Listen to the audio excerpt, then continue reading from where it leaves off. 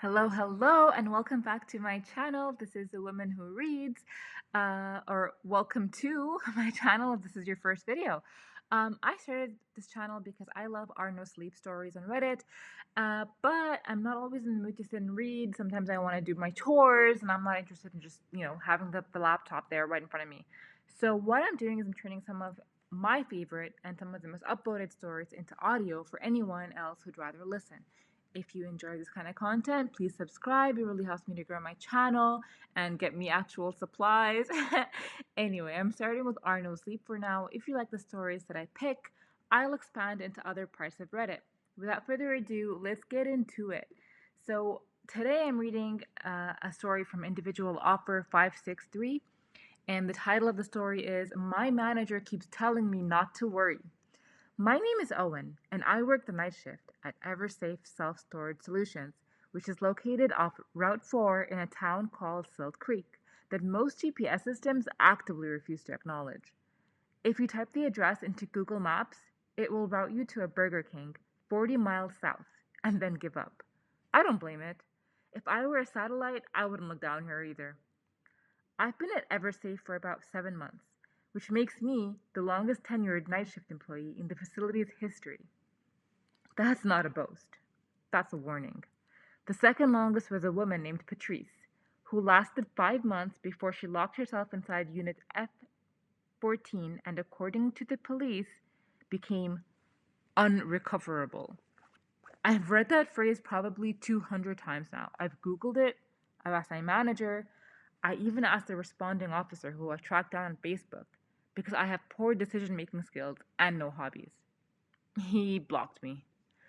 My manager Dale told me it was a personal matter.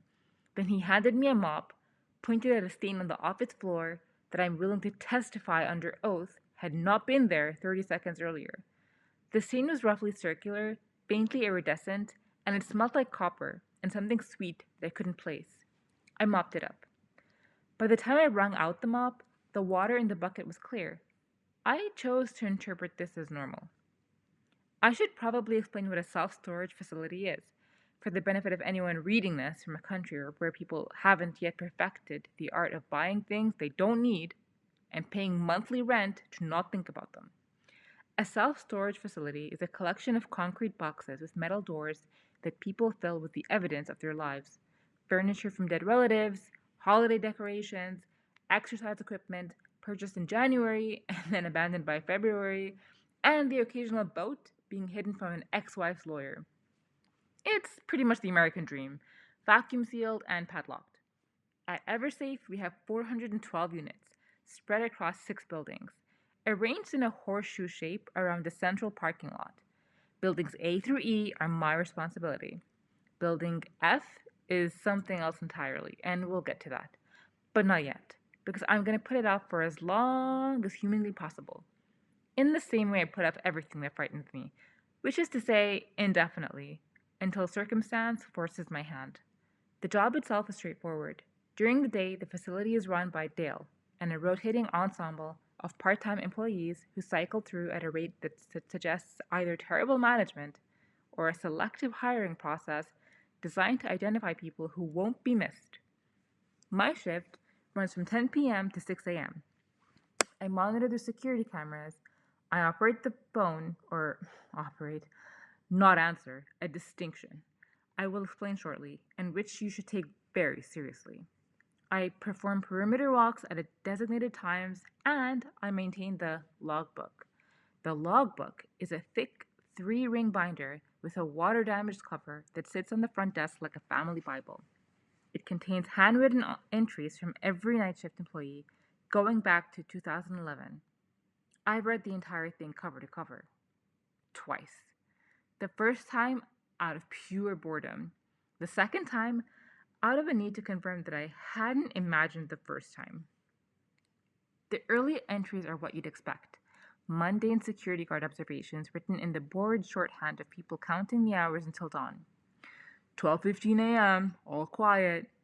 2:30 a.m., stray dog on camera 7, chased off with flashlight. 4 a.m., end of shift, no incidents, going to a Denny's. Then, around 2014, something shifts. Not suddenly, It's like watching a photograph slowly go out of focus. The entries start including details that don't belong.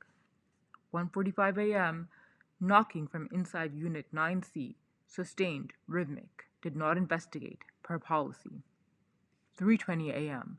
A woman standing in the parking lot. No vehicle. She was facing the office. Did not make eye contact, per policy. She was still there at 4:15. She was not there at 4:16. 11:50 p.m. Found a shoe in the hallway of Building C. Men's, size 11. Left foot. No corresponding foot.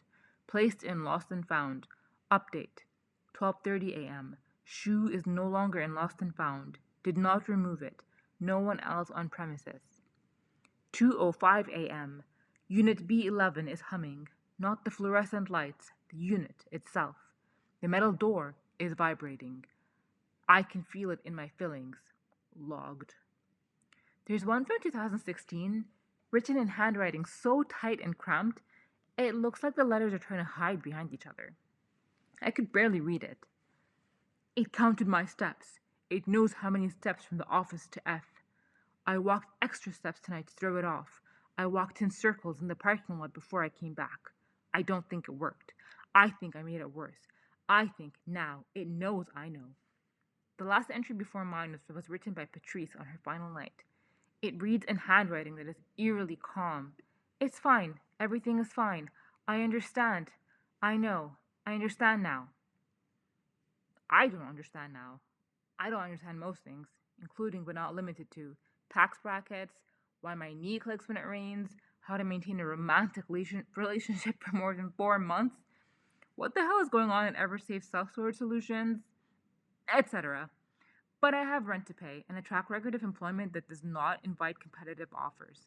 So here I am, writing down my experiences, trying not to become unrecoverable. On my first night, Dale stayed an extra hour to show me around. He called it the orientation. Dale is a short, wide man who looks like he was assembled from spare parts left over after God finished making someone much more ambitious. He has a flat Midwestern voice that operates on a single frequency, regardless of content. The same tone for the light in the vending machine's broken and don't open the supply closet on the first floor. I have never seen Dale express any emotion, not even the day a pipe burst in Building D and flooded an entire hallway. Dale stood ankle deep in brown water, eating a granola bar, and simply said, "That's not great," with the energy of a man commenting on overcast skies. The orientation consisted of Dale handing me a laminated sheet of paper, watching me read it. The sheet was titled Night Shift Protocols and contained the following. Number 1. Perform perimeter walks at 11 p.m., 1 a.m., 3 a.m., and 5 a.m. Follow the designated route taped to the wall behind the desk. Do not deviate from this route. 2. The phone will ring. Do not answer it. If it rings more than 6 times in a row, unplug it. Wait 10 minutes. Plug it back in. Do not pick up the receiver at any point during this process. All units should be locked at night.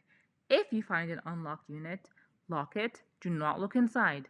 If a unit is already open, meaning the door is raised, do not close it. Leave the area immediately and note in the logbook. Building F is off limits. There are no exceptions. Do not approach it. Do not look at it. Do not even think about it more than you have to, which is never. Number 5. Customers may access their units during the day using a personal 10-digit code at the front gate. If a customer arrives after sunset, check their ID against the tenant list. If their name is on the list, let them in. If their name is not on the list, they are not a customer. Do not let them in. Do not engage in conversation. Number 6. Camera 4 will occasionally show a figure standing in the hallway of Building B. This is a known issue. It's not a person. Do not investigate. Nobody's actually there. You may hear sounds from inside units. This is not your concern. If the parking lot floods go out, go inside immediately and lock the door. Do not look out the windows. The lights will come back on. Do not go outside until they do. Number 9. The office radio must remain on and tuned to 90.7 FM at all times. If the music stops, turn the volume up. If it does not resume within 30 seconds, run. 10. You will be fine. I read the list twice. I turned the sheet over to see if there was a page 2. There wasn't. Questions? Dale said. I had somewhere between 12 and infinite questions. I started with the one which seemed least likely to end my employment. What's in Building F? Dale stared at me, not aggressively, but more in the way a person stares at a jigsaw puzzle they just abandoned in 2019 and have just discovered in the attic. Storage units, he said. Okay, but why can't I? Storage units, Owen. He picked up his keys. There's a specific gesture Dale makes when a conversation's over. He picks up whatever object is nearest to him, keys, clipboard, granola bar, and he holds it like a talisman against further inquiry. The break room has a microwave and a mini fridge. There's creamer in the fridge, but nobody knows who put it in there, so I wouldn't go for it. He walked to the door, then paused, and half turned. You seem like a decent guy, Owen. Level-headed. That's good. The last few we had were... He made a vague gesture. Reactive. Don't be reactive. Just follow the protocols. You'll be fine. You keep saying that. Because it keeps being true for the people who listen. It will be fine. Don't worry about it. He left. I sat down at the desk and I looked at the laminated sheet. I looked at the logbook. I looked at the wall of 16 security monitors, cycling through grainy black and white beads, hallways, doors, parking spaces, a dumpster, more hallways, more doors. And I thought, this is in fact fine. Manageable. Every job has its quirks after all. Alright, so that's the end of part 1. Well, come back tomorrow for part 2. Wishing you guys all the best.